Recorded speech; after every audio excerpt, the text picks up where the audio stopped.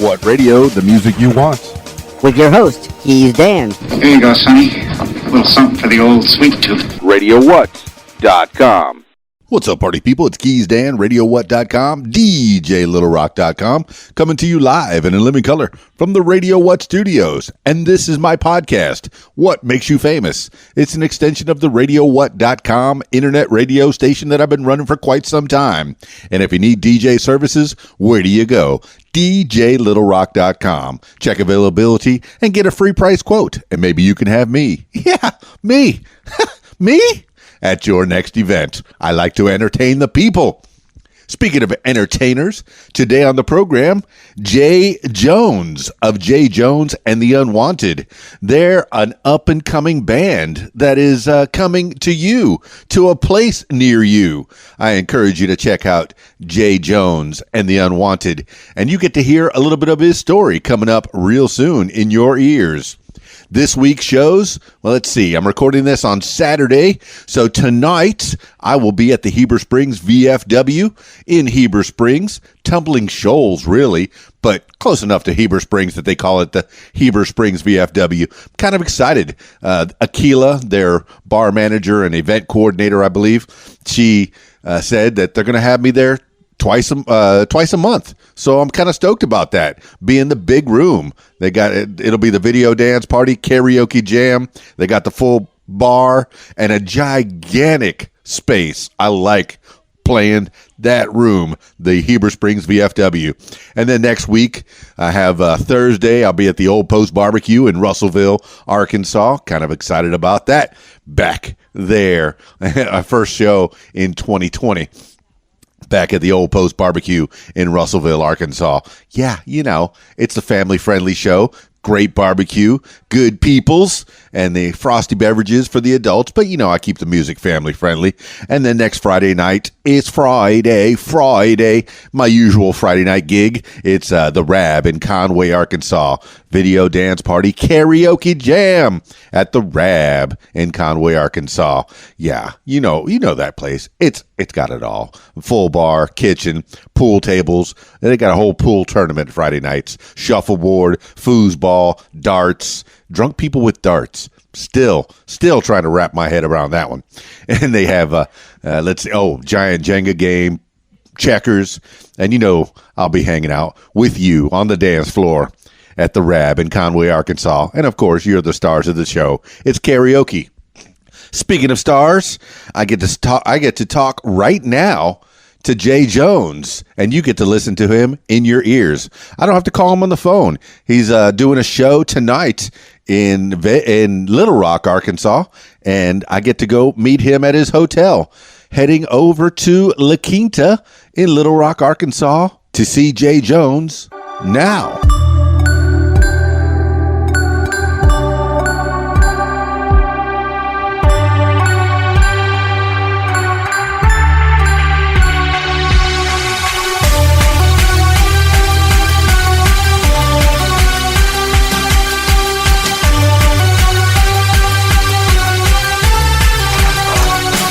Jay Jones? My wife is taking it. That's fine, man. And Mary. Fantastic. It's good to meet you. Good to know you. That's nice. Well, we're walking and talking, man. I got one of these for you. That's okay. And the podcast has started. Jay Jones. This is one of those very things as we're sitting here in La Quinta. Yes. Beautiful downtown Little Rock, Arkansas. Yikes. On this dreary, rainy, cold day. Going down the elevator. Man's got key cards, man. I miss keys. You have to have key cards to do anything in this La Quinta. Yeah, I miss keys so much. Last key I used, I was at the Heartbreak Hotel in Memphis, and they had the key. In fact, I have the key to room 223. He still has the key. In the Heartbreak Hotel. In the Heartbreak Hotel in Memphis? Memphis, Tennessee. Down there, is that Graceland? Is that down there? Right across the street. Right across the street, yeah. But I think it burned down. I know Graceland built this new big high tech. I mean, just awesome facilities, and there's all kinds of stuff. We actually played there at Graceland. We did 2 shows there. We did a show with Striper, and we did a show with Buck Cherry there. That's 2 very different shows, isn't 2 very different shows. Yeah, Striper's more like a Christian band? Yes. Is that right? Yeah, well, they're a rock band. I found out, because I've always referred to them as a Christian rock band. Right.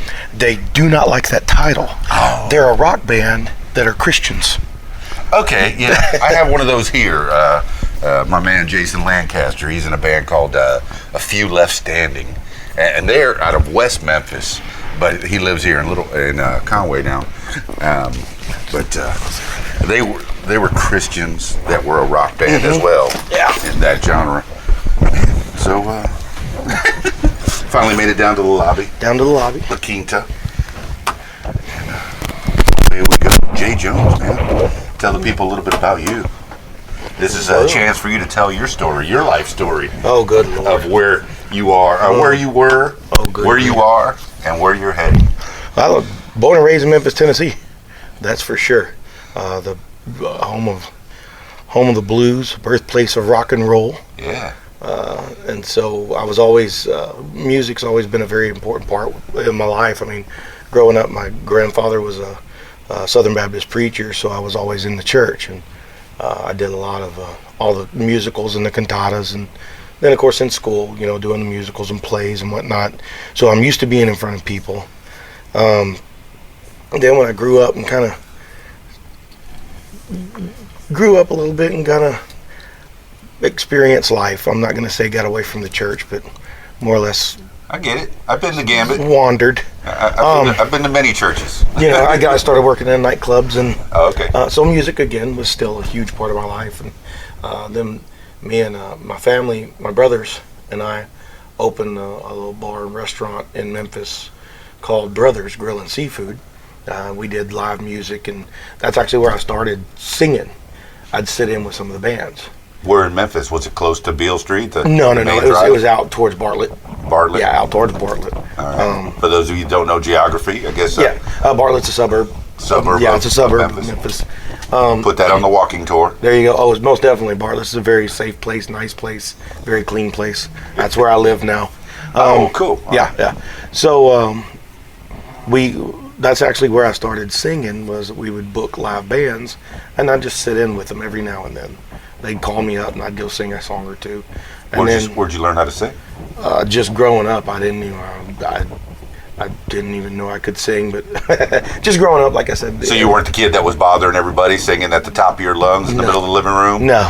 Look what I can do. Yeah, no. As a matter of fact, like my first true love was wrestling, and I wanted to be a professional wrestler.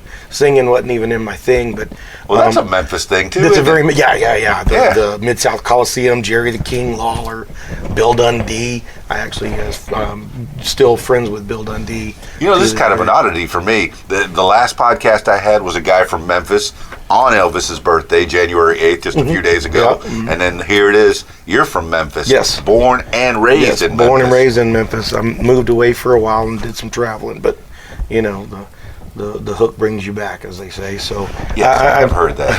Blues traveler. Yes, exactly. So I went back in Memphis, and when we decided to close our bar, When was this? Give me a timeline. This was, when did we close it? We closed it in 2012. And when you open it? We opened it in 08. 07, 08. How old a man are you? 40. I'll actually be 43 tomorrow. 43. Tomorrow is my birthday. I'll be 43 tomorrow. Happy birthday, Jay Jones. Thank you. Yeah, I'm 51 this month, man. Okay, all right. Happy birthday. Are you a Capricorn as well? I am Aquarius. You're Aquarius? Okay, you're the next one, So when we decided to close the bar in 2012, one of the guys, or one of the bands that used to play there, had just parted ways with their lead singer. What band was that? Do you remember? Yes, it was the band called Nuttin' Fancy, the Nuttin' Fancy Band. And what kind of music were they playing? Country, southern rock, a lot of the Leonard Skinner and the ZZ Top, and so they had just parted ways. Was Brothers bringing that kind of bands? Yes, primarily that was the club. Yeah. When you went there, you knew that's the style you were going to get. You were going to get that. The majority of the bands that we had, because that was that was kind of our clientele. That was what they wanted. That was what they enjoyed. So we rolled with those kinds of bands. And this particular band, the week we closed, they parted ways with their singer, and they put a post on social media that said, looking for a new lead singer. And so me jokingly said, well, my schedule just opened up also. Okay. And yeah, because you had just closed your club. And I was joking. I had no desires. I didn't want to. And I got a phone call immediately, and he says, "Are you serious?" I said, "No." And he says, "Well, look, we have a show this Friday night, and I don't have a singer. Right. And I can't cancel the show because if you cancel it, it looks bad on you."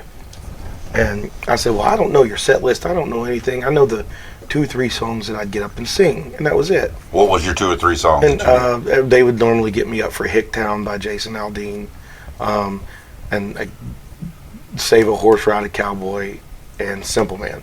Getting kind of a feel of what Jay Jones was doing in the beginning. Yeah. And so he said, "Well, look, just show up and just do those 3 songs." He goes, I'll figure it out." Yeah. I said, "Look, you guys are always good to me. I'll show up, show you some support, help you out best I can." I got up and I did the entire second set, which is about 12 songs.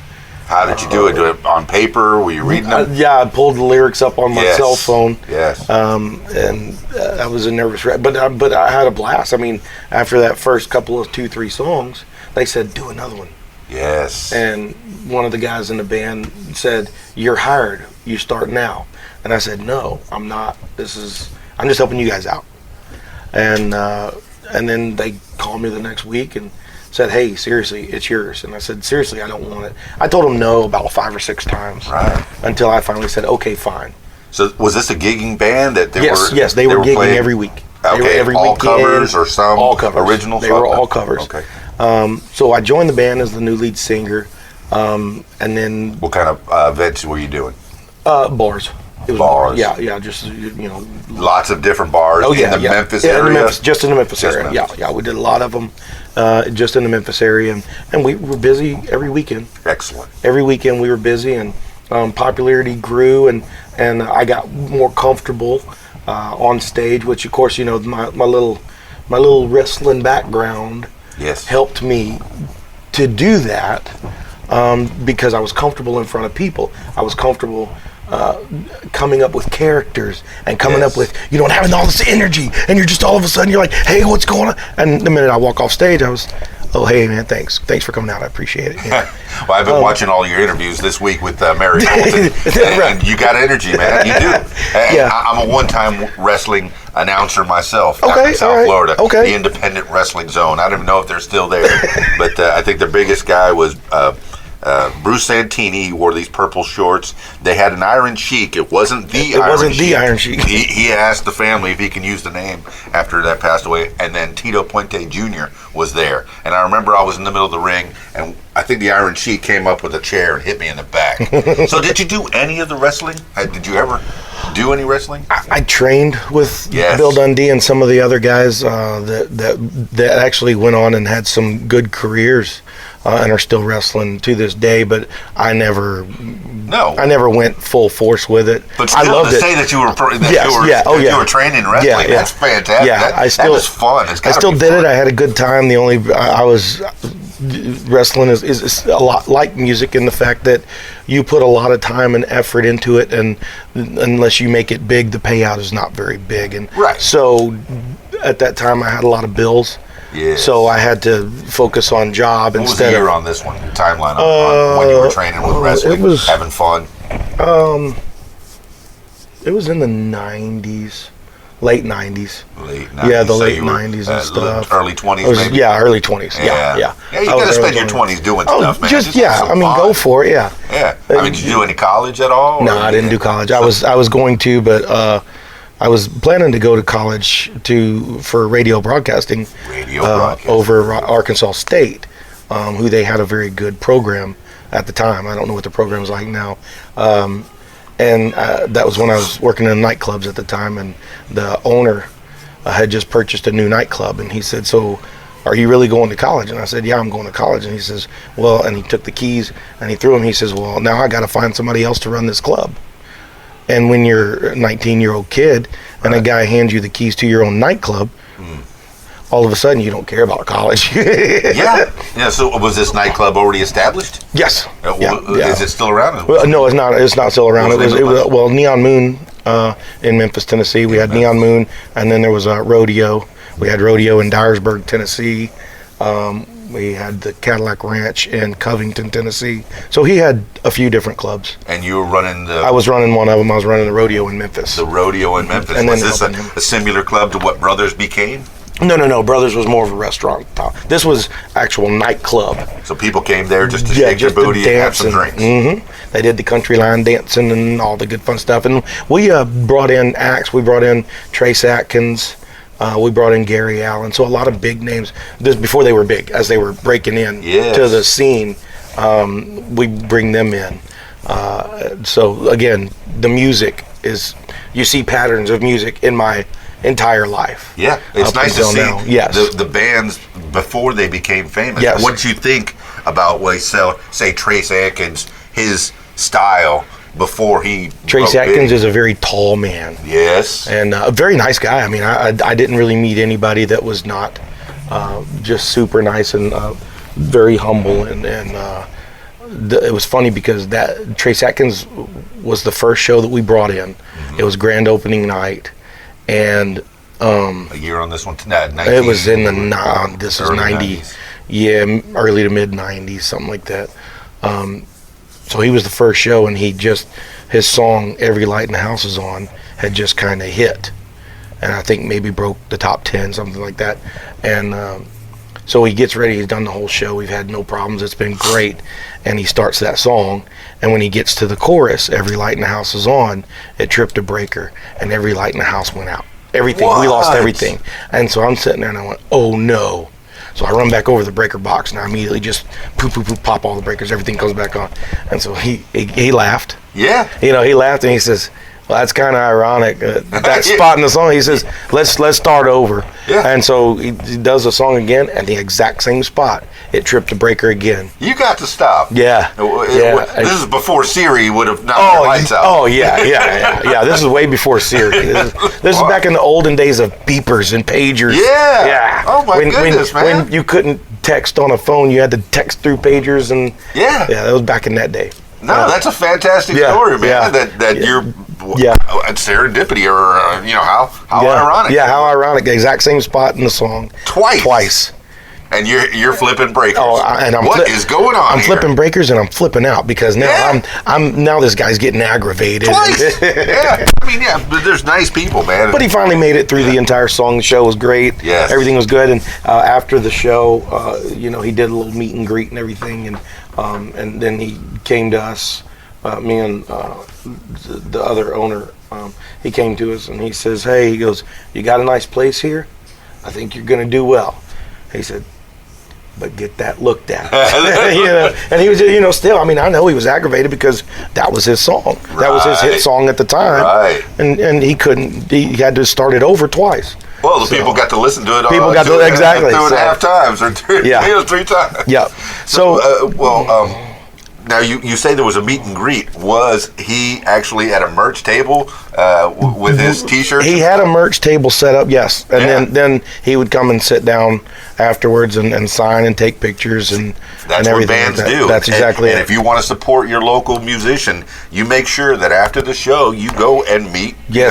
And especially when they're starting out, they do go to the merch table and meet you, and they'll sign whatever for you. As a matter of fact, we're doing a show tonight at the Rev Room. I'm going to go ahead and plug it here in Little Rock, Arkansas, the Rev Room, and we'll have the merch table and we'll do meet and greets.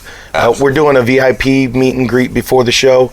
After the show, I'll be sitting at the merch table, taking pictures, selling merch, whatever they need. Excellent. I'm hoping that I can get this podcast put up like right away, because I have my computer and I'll sit here in the La Quinta and put it together and put it out to the world. Hey Jones in Little Rock from Memphis, Tennessee. Right. We're going through the early days, man. Where you came from. You were 19 years old. They threw the keys from a bar to you and said, "Here you go, teenager." You're not old enough. You're not legally old enough to consume it, but you're going to go be in charge. And That is And it crazy sauce, yeah, man. Yeah, we opened up another club up in Jackson, Tennessee, and I moved up there and I ran that one. And the law came in one night, and they gave me a citation. And I was 20 at the time. Right. I hadn't even turned 21, so I would go before the judge, and it was a nothing citation. And the judge says, "Well, it says here that your birth date is this," and I said, "Yes, sir." And he says, "Well, that would make you," I said, 20. And he says, "But you have to be 21 to consume." And I said, "Yes, sir." He says, "How are you running a bar?"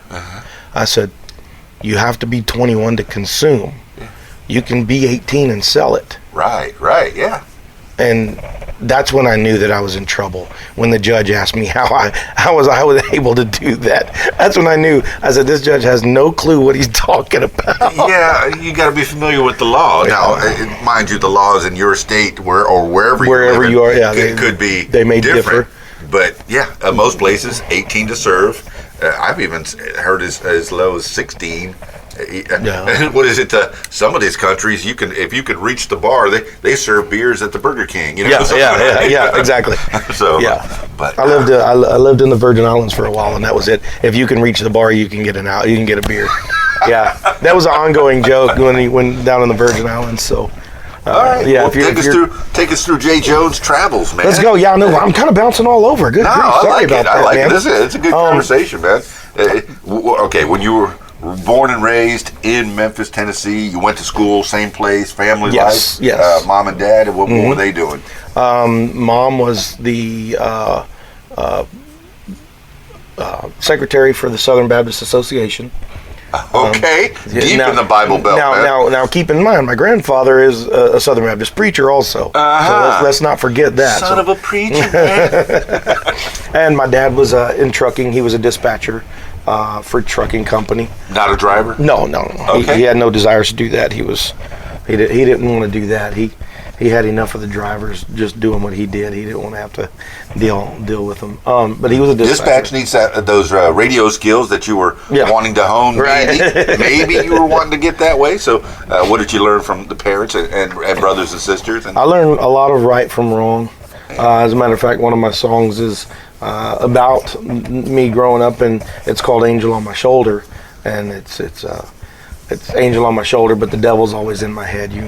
Mom and Daddy taught me right from wrong, but they taught me right. It was up to me to, I always wound up somehow doing wrong, but I always came out okay. And so if you listen to the words of it, it's I ran my dad's truck into a ditch, and I walked away without even a stitch. And the devil on shoulder, or angel on my shoulder, but the devil's always in my head.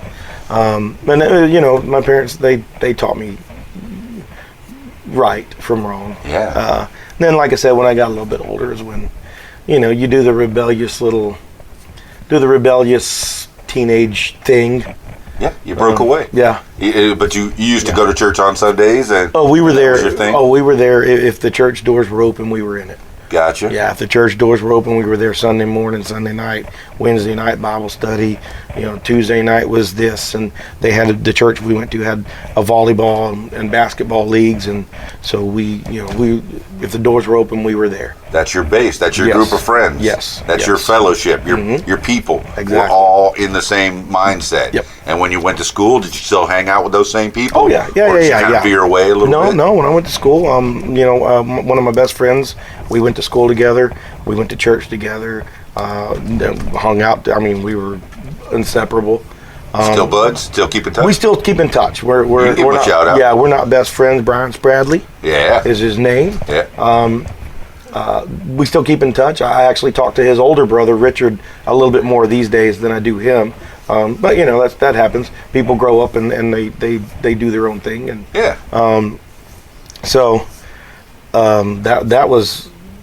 That was that. As I said, when I got a little bit older, I kind of found myself and swayed. Still religious, but I'm not in the church every Sunday. I don't. I'm with you. I have my own. Yeah.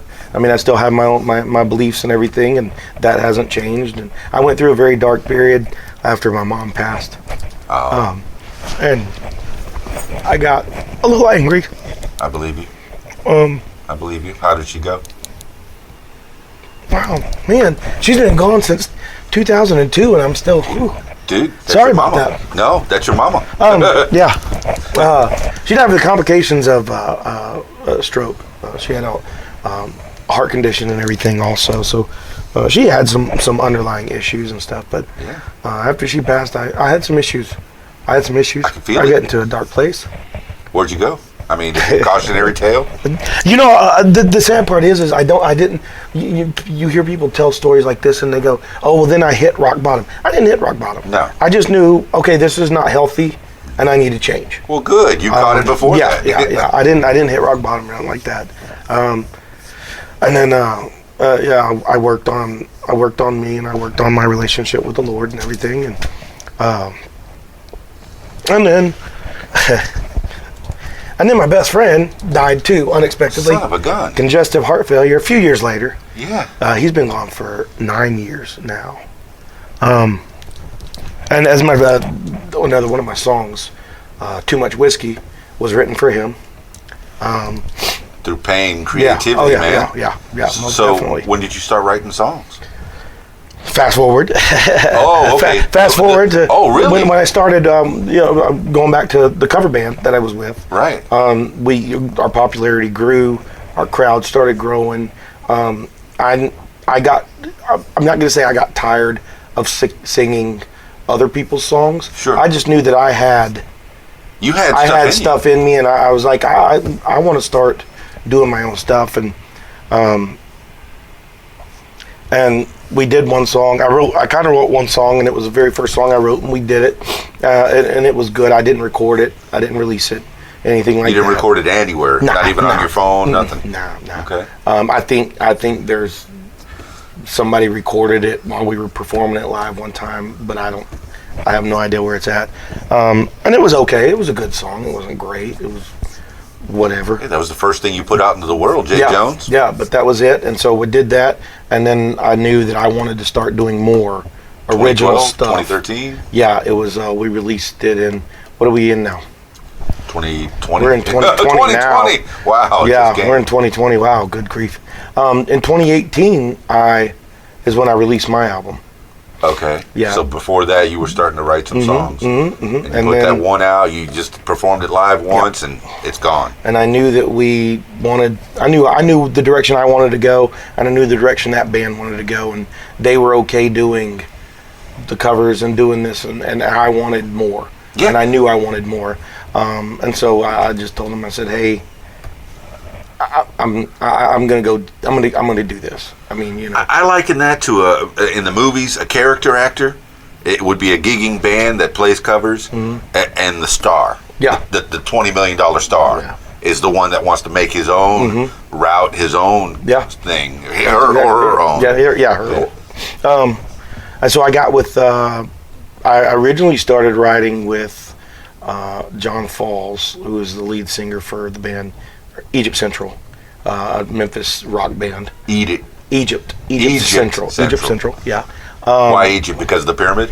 I don't really know. There's actually a street in Memphis called Egypt Central, and I guess when they were looking for a band name, they just said, let's just call ourselves Egypt Central. That sounds right. And so they've had some hits. They've done very well, and he left that project for a while, and then decided he wanted to start working with other artists. And I've known the guy. I grew up with the guy, and so he and I originally started writing a couple of songs.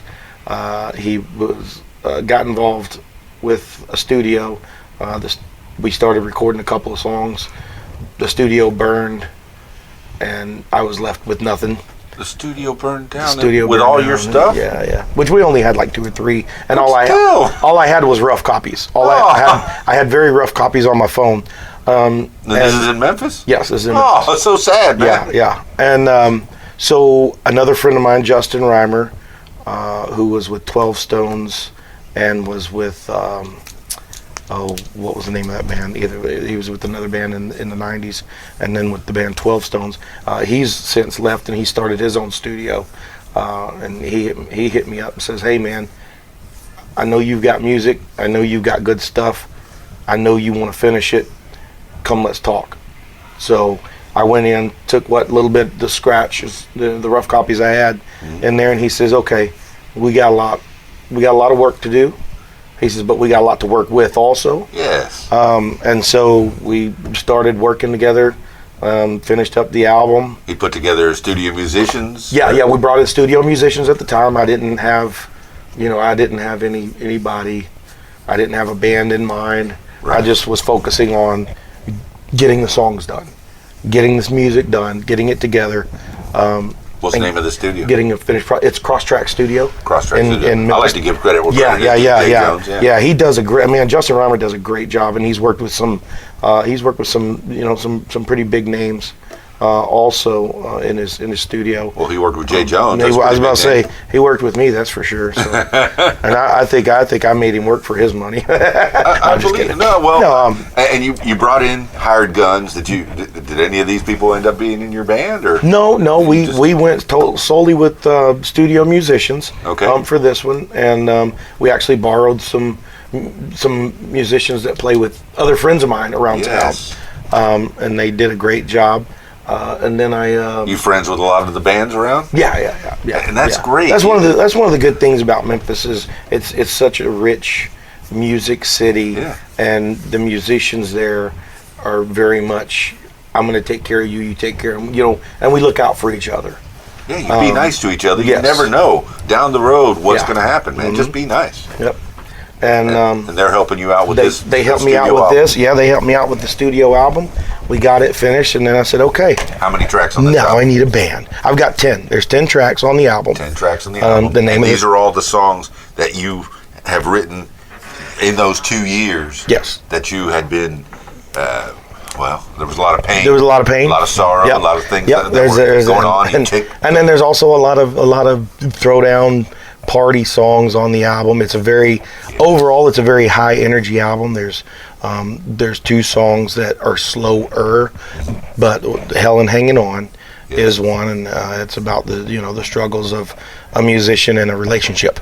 Okay. And it's a great song. I didn't write that one. Another guy I know in Memphis wrote it, and I heard it, and I said, "Hey, man, I think I'd like to, record that song and release it." If you can remember, if not, it's fuzzy. Yeah. Give me just a second. I'll remember. It's. He's remembering electronic. Right. Exactly. That's exactly it. And going into this album, did you think, well, I'm going to write 2 slow songs, 2 party songs? No, I really didn't. No, I had some ideas in my head, and I took those ideas in with Reimer, and we sat down, and as a matter of fact, I had ideas for 2 separate songs, and he said, why don't we put those together and make it one song? And I said, no, but they're 2 separate songs. He said, yeah, but they're going to work. And so at first I was very much, no, this isn't going to work. And he said, let's just play with it. And so he kind of played with it, and I went in the next day, and he says, okay, I want you to listen to this. And he hit play, and I went, wow, it worked. How about that? How did you do that? And it worked. Yes, yeah. That's exactly it. You need that. An editor. You need a producer. Somebody with a good ear. And that's why I say Justin Reimer is one of the best in the business as far as I'm concerned. So we got the album done, and like I said, I do have the 2. How did you write these songs, man? What's your what is it? Standard interview question in 3, 2, 1. What is your songwriting process? Honestly, it's difficult because I'm not a musician. Do you write poems and then think about the music? Lyrics, yes. Lyrics come to me in my head and how I want them to sound. I'm not a musician. I don't play any musical instruments. You don't play a thing. I can't. No. Growing up, I took piano. Right. I took guitar lessons. I did, and I can't even hold a guitar right anymore. Okay. My guys, when I try to I'll put one on up on stage when we're doing sound check or whatever, and I'll play around, and they're like, "You're not even playing anything." And I'm like, "I don't know what I'm doing." Hey, some of the bigs it's just fun. Have been caught perpetrating. Oh yeah, yeah. There was one. I'm not even going to say his name. He was in Australia, and His guitar wasn't even plugged in. Yeah. They busted him right. Your guitar, hey. Yeah. And so, ideas and lyrics come to me. Yes. And then this is where it's up to a very talented person for me to sing it how I hear it, and then go, okay, I got you. And Justin Reimer. Are you usually with a pianist or a guitarist or? Typically, a guitar. Yeah, a guitar. That's smart. And I did. I went in a couple of times and I said, hey man, I got an idea for this song. He says, what? I go, I want it to go like this, and he says, yeah, that's not humanly possible. And I go, yeah, but it sounds good in my head. He goes, it needs to stay in your head. I only got 12 notes or something. Right, yeah. Or 12 chords. He says, I can't, yeah. But, when I would go with that, when I would go into him with something like that, he'd say, okay, I see where you're trying to go with it. And then the next day I'd go in and he says, okay, I thought about what you said. He goes, here, how does this sound? And it would be very, very close to what I wanted. And I'm like, see, you're a genius. I'm imagining a Jay Jones going up to your producer saying, yeah, and that's basically the way it went a lot of times. He said, okay, what do you got today? And I'd walk in and I'd just slap some lyrics down, and he says, okay. He goes, how do you want these to sound? And I went, I have no idea. I just think they're cool lyrics. Okay, so are you writing these down longhand, or are you typing them on computer? No, I just write. I just write. I'll pull out the old pen and paper. Okay. The old pen and paper, and I'll jot it down, and and it honestly, a lot of mine just start with just a little hook. Some of the kids these days, they're grabbing their phone. Yeah, they're grabbing their phone. Well, and that's one of the things that he did tell me. He says, if you get something and you get the way you want it to sound, and we would do a lot of that texting back and forth with the voice recorder, and I'd just voice record and send it to him, and then he'd send me something. How about this, and send it back. And so when we weren't in the studio together, but he said, keep your phone handy, and if something comes to you, just pop that voice recorder, hit it, and he said, save it, send it to me, whatever you need to do. Yes. 2018, you had 10 songs, and you said there was 2 slow, 2 party ones. Too Much Whiskey is one of the slow ones.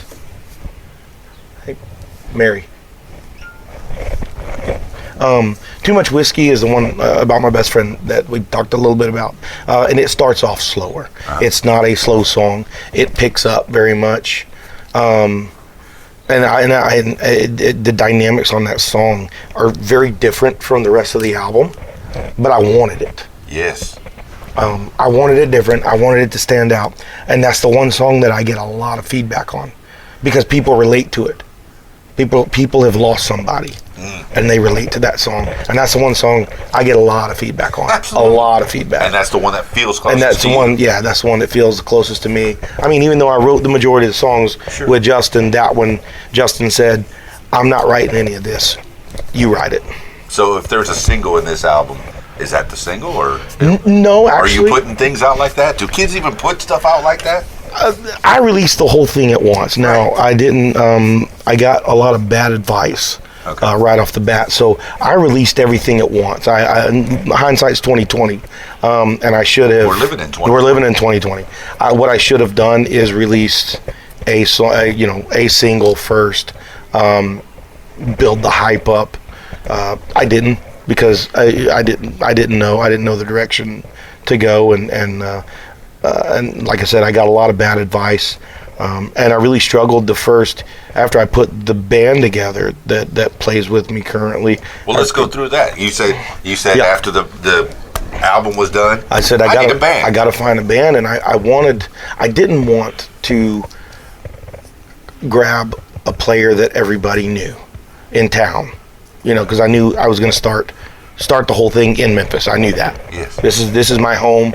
I'm gonna give it to my home first. And I didn't want I had a lot of people that was, oh, you should call so and so. Oh, you should call so and so. Oh, you should call so and so. And I said, I don't. They're great players. There probably are. They're I the love ones that them. are best known. Yeah. But I don't want somebody that's playing in 2 or 3 bands already, and I don't want I want some fresh faces. I did keep my drummer Rich Somerville. Okay. I talked to him. He was in my cover band with me, and when we left that one, he did the drums on the album, so that one was kind of a given. I said, hey man, I want you to come along with me, and he heard some of the scratch songs, and he said, okay, I'm in. He goes, got a backbeat. You just say where. Dig it. And then I slowly started kind of piecing the other people together, and I've got my 2 guitar players is Rob Cooley and Ben Turnbow, and they were a couple of guys that a lot of people in town knew who Rob was. Rob had some demons in his past, and so he would often, and he doesn't anymore. He's gotten past. He doesn't drink anymore. We get older and wiser. But he would. I mean, and I'm not talking about him because he's he knows his own story. Sure. He would get drunk to the point where nobody wanted to be around him. Much less be in a band or share a stage with him. Right. But I knew the guy could play guitar like nobody's business. Excellent. And so I reached out to him and I said, hey man, I go, I'm doing this project. I know that you've got some past issues. I know that you're past them. I said, but I also know nobody really wants you. I said, I'm going to give you an opportunity. You stay clean. Which now, like the first night we did our very first show, I said, let's do a celebratory shot. And he said, no. And I said, okay, I'm not going to push it on you. And he said, could leave. Yeah, well, he said, okay. He says, I'll do a half of one just with the guys. And the guy had a headache for 3 days afterwards. And he said, that's why I quit. Know your limitations. That's good, man. That's good. So I went with him, and he jumped on board, and he listened to the music. He says, Jay, this is really, really good. Yes. And he says, I'm on.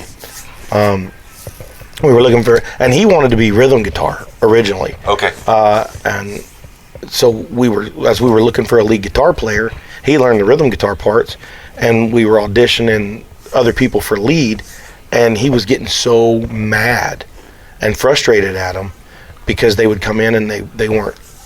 Rob is very meticulous. If this is the way it sounds, this is the way it sounds.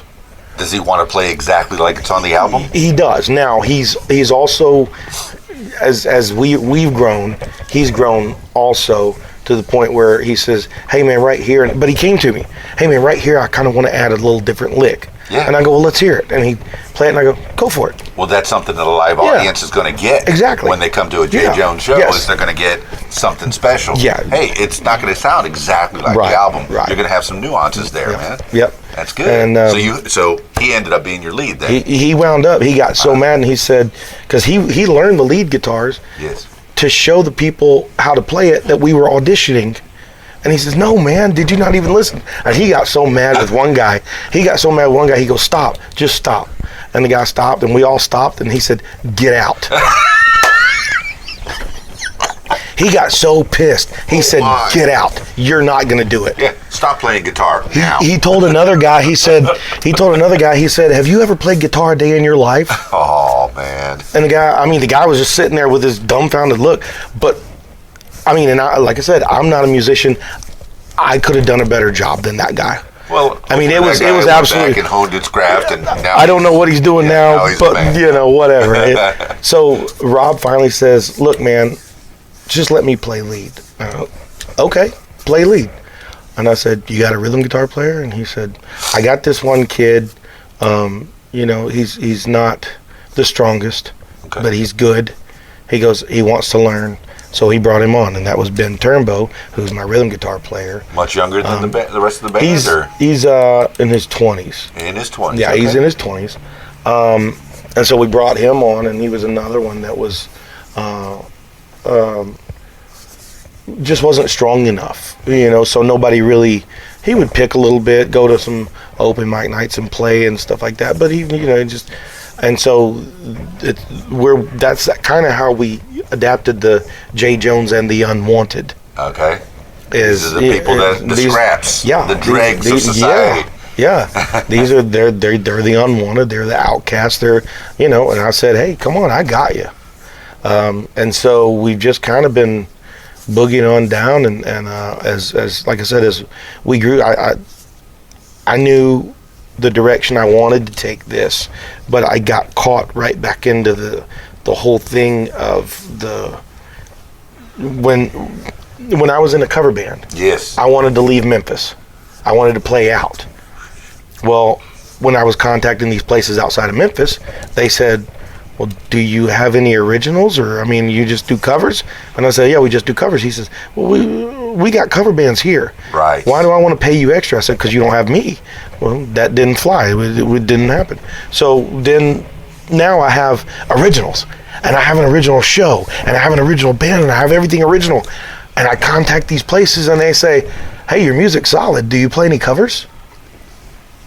Gotcha. What the hell am I doing? Well, and then I get it, because until you're known, until they know your music. Yeah, exactly. It's tough. It's struggling. I get it. It was just but like I said, you're the star. You're not. Yeah. You're not the supporting character. Right. The character actor. Yes. Who's the character actor's working all the time. Yeah. He can work anywhere all the time. Mm-hmm. That star has to take risks. Yeah. Make mistakes, and that's what you're doing, man. You're going out there. You're risking it all. Mm-hmm. You could be a starving artist. Mm-hmm. That term basically gets thrown around there's a reason. Yes. Yeah. And I'm learning the reason that term is starving artist. Yeah. I'm just kidding. No, but you're a working artist. Yeah, I'm a working artist. Yeah, we're definitely a working artist. And I got caught back into that same thing of having to play. Now, I did say I'm not going to play the same bars I've been playing for years. Right. I've got a couple of bars in Memphis that I'm loyal to them and they're loyal to me, and I'm going to continue to play my shows there.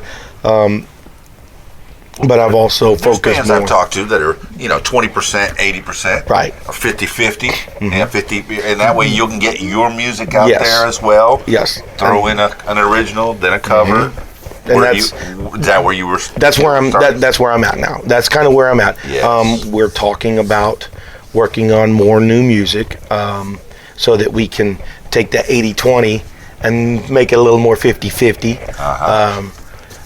But I mean, that's the thing is, to me, if you're not constantly evolving, then you're just wasting your time. If you don't, you gotta.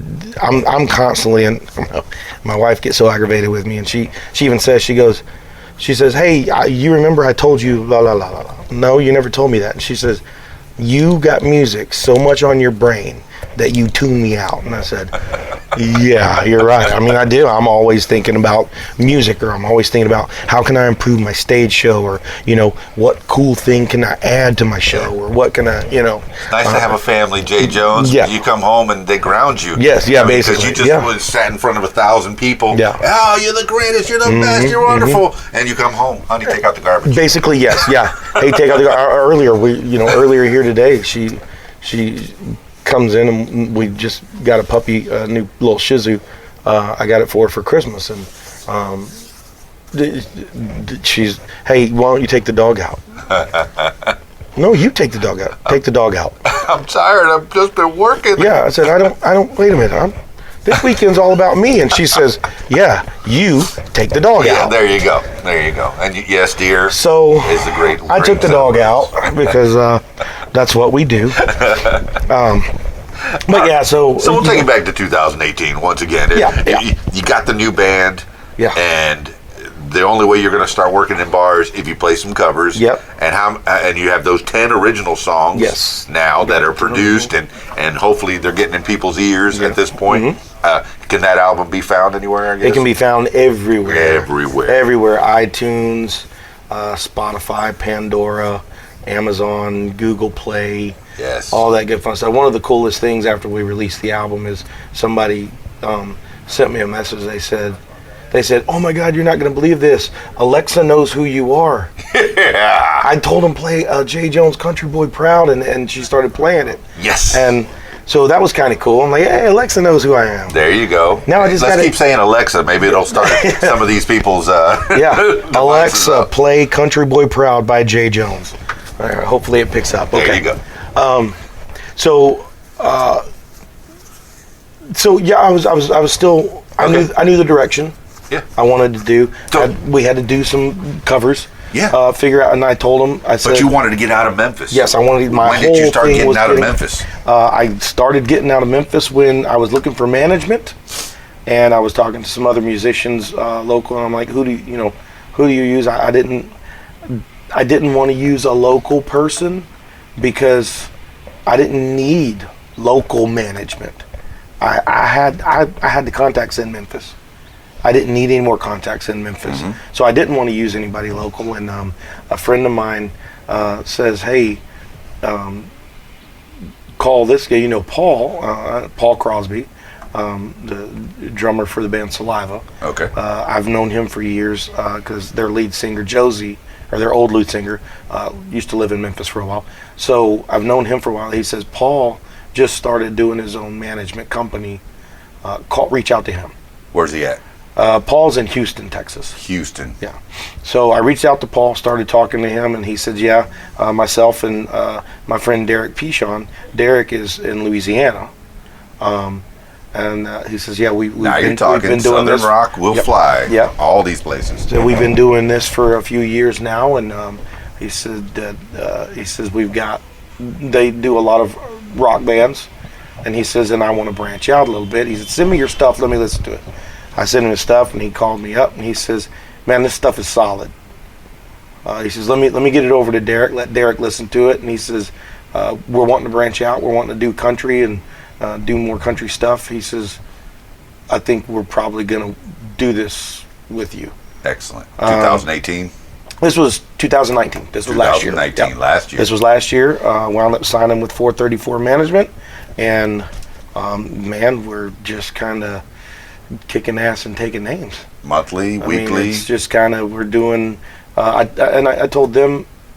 They said, "What do you want to do?" I said, I'm not worried about Memphis. I want to get out there. I want to play." Okay. And they said, "Okay, we're going to make that happen." And they've been making it happen. I'm, here in Little Rock, we're working on shows in Louisiana, Mississippi, Oklahoma, Texas, working on all that stuff. There you go. In 2020. Take over the South. Take In over this the year. deep Exactly. South. Well, it's my music it's headbanging country. Okay. And that's my website, headbangingcountry.com. Headbangingcountry.com. Now, Memphis, you're playing all these gigs there. Mm-hmm. People know you. People love you. First gig outside of Memphis, where'd you go? First gig with this project. With this project. Yes, with the Jay Jones and the Unwanted. first gig that we did outside of Memphis. What was it? And how many? And how'd you feel? I think it was. Well, I don't think it was Jackson, Tennessee, but that's the first one I can remember. Yeah. It was a little bit. I just started reaching out to these Sure. places. This was before I signed on with 434 Management, but I just started reaching out to places, and everybody I sent my stuff to said, "This is really good. What do you charge?" Okay. Well, I don't want to underbid myself. Correct. But I don't want to price myself out of. Correct. So I flipped the script and I said, well, what do you normally pay? Okay, what can you afford? I was like, I'm not a garage band, No. and that was the one thing. I said, this old saying, fake it till you make it.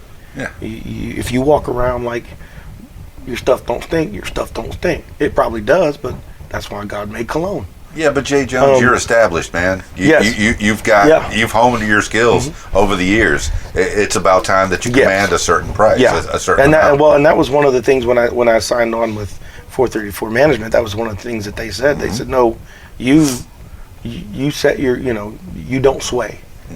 There was a couple of places where I wanted to get in, so I said, okay, I'll take a little bit less because I want to play here. I want to get a new audience.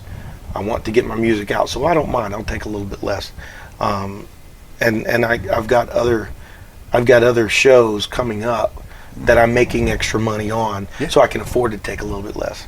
But I think Jackson, Tennessee was the first one I did out of town. But that was before the management. It was before the management. Now, for the kids out there listening, the management is kind of like being in a union. They're going to be your mouthpiece. They're going to get you what you want. Yes. Yes, you got to pay them a little bit. You got to give them your dues. But they're going to get you work. Yep. And is that what the management is doing? That's for exactly you? what they're doing. That's like I said, It's what we're doing here in Little Rock today. Mission accomplished. Mission accomplished, and we're first gig with 434. I mean, I've done other smaller ones. This is the first big one where I'm headlining, but we've done some other smaller shows with them. But like I said, this is the first one where I'm headlining. Got some good artists on the bill also that are just great. I've checked out their stuff. And, Big Shane, man. I catch him over at TC's up in Conway. Big Shane on Sunday nights. He's wonderful. Very, very talented. We got Moonshine Mafia, which is that I think they're another Arkansas-based band, and then we have Mason Jar Revival. They're based out of Oklahoma. They're another 434 management band. And they do kind of like the Southern rock thing, like I do. And I tell everybody that they say, "What is headbanging country?" I said, "It's a modern day Southern rock." Go to the show. Yeah. You're gonna know. Yeah, I said, if Lynyrd Skynyrd and Motley Crue had an illegitimate love child, it would be Jay Jones. I mean, it was just because you're gonna get that high energy. You're gonna get the guitar riffs, the thick drum beats, the high energy show. Yeah. That's the one thing that I said when I was being interviewed by Mary is, well, what can people expect of your show? I don't know, because I don't know what to expect at my show. Right. Every show's different. One time I may feel like jumping on a table. The next time I'll jump on a bar. Next time I may climb the rafters. I have no idea what I'm going to do. My wife's even told me, she goes, "You've got to stop." No, she goes, you don't. You're going to hurt yourself. You might. No, I was doing a show. About a month or so ago, and this one spot, I go out and I go to step up on the bar, get up on the bar. Well, I step up, and I was actually telling Mary and Derek this the other day. I go to step up on the bar stool. I step on the bar stool and then step up on the bar. Well, I stepped up on the bar stool, and the minute I stepped up on it, I stepped dead in the center of it, and it gave. Ooh. And I'm in the middle of a song. I'm Jay singing. Jones, not a little man. I'm saying, no, I'm a big guy. I mean, I'm 6'1", 250 pounds. Yeah. If I fall, something's getting hurt. Yikes. It may be me, but something's going to get hurt. So I stepped, and the seat fell through. My foot fell through, and I went, well, shit, this is going to hurt. And I wound up flat on my back with my foot stuck in the bar stool. And I'm still singing. I'm still singing. Show must go on, man. It does not stop. I'm flat on my back. Of course, my wife was there, and she jumped up, and a couple other friends that noticed it, they jumped up, and the band had no clue. They just knew I was out in the audience. Right. They didn't know where I was. So they had so they're just steadily playing, so I'm still singing. And somebody comes up and they said, "Hey man, are you okay?" I said, "Get my foot out of the bar stool. Yeah. Just get my foot out of the bar stool." And so the guy grabs I said, "Cool, grab me another bar stool," and I'm still singing. He grabs me out of the bar stool. I jumped on up. I finished my shtick on the bar and everything. And then after the show, my wife won't be in one, and a couple other girls say, "How about if we don't do that again?" And I said, "Hey, no promises." I said, "Nobody knew." Hey, I'm a big fan of Dave Grohl. Yeah. How many times has that guy fallen off stage and kept on going? Oh yeah. He break his ankle or something and then got right back up and finished the show. So that's why I kind of joke and say, "Hey, I'm a Dave Grohl fan. If he can fall and get back up and do it, I can too." So. Jay Jones and the Unwanted.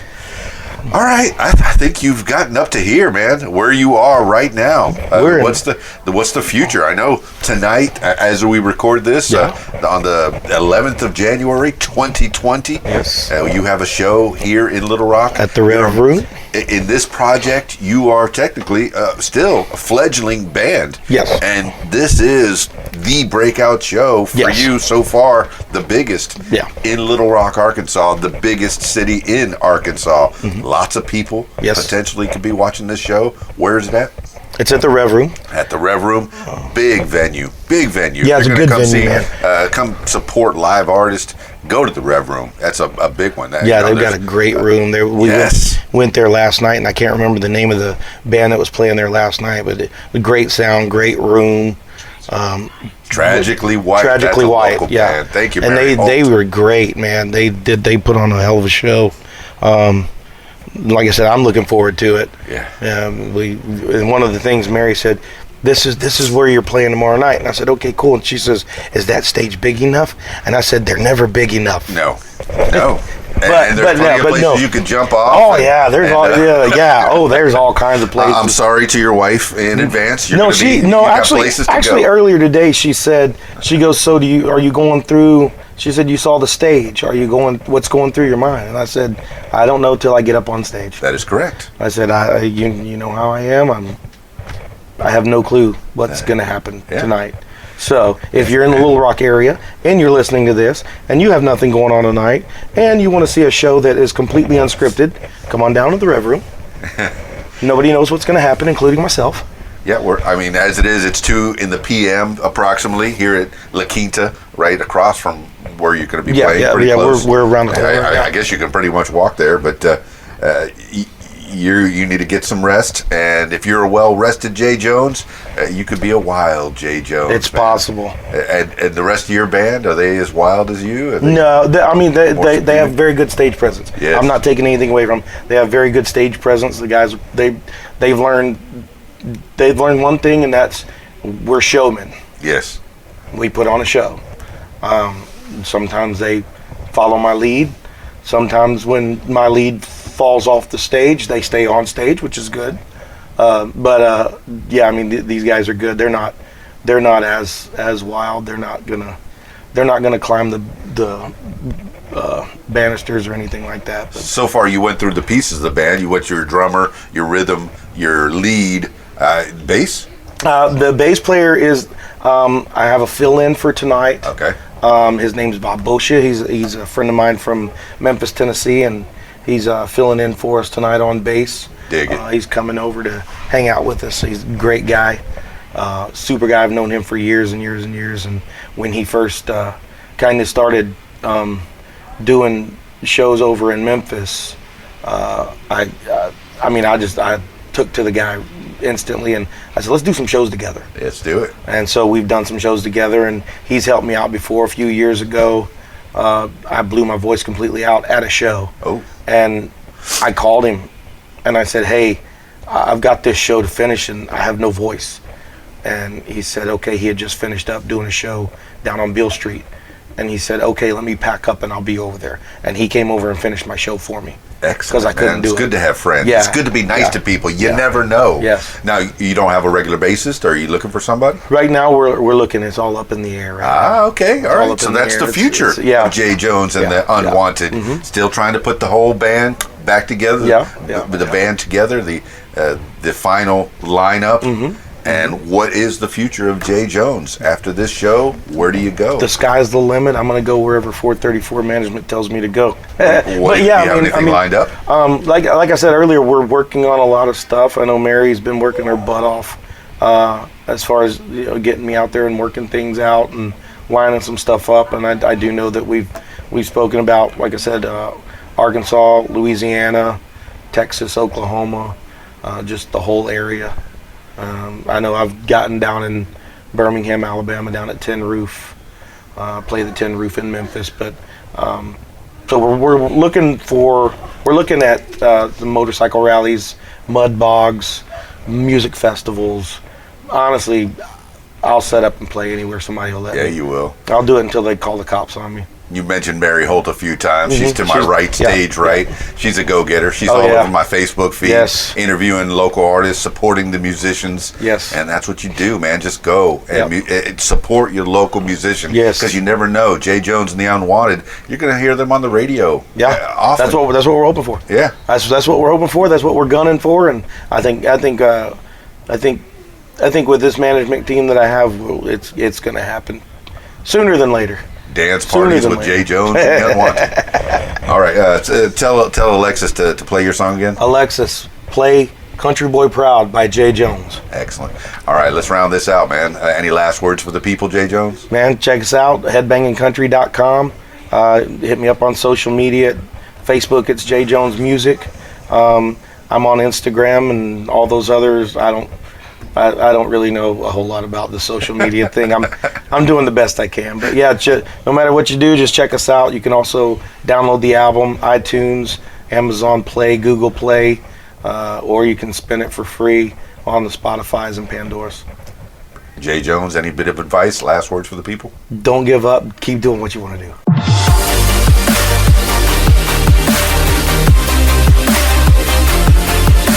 Well, there you have it, party people. Jay Jones of Jay Jones and the Unwanted. You got a little bit of his story, and I encourage you to check out Jay Jones and the Unwanted, all their music on Spotify. Put it on your Spotify list. Do it. Check it out on Apple iTunes. Hey, buy an album on Amazon. And maybe you can go see him at a show and check him out at his merch table while he's still, small enough for the little people, for us to get close and touch, and get to interact with Jay Jones, because he's going to blow up real big. All right. Thank you so much, Jay Jones, for being on the program. What Makes You Famous?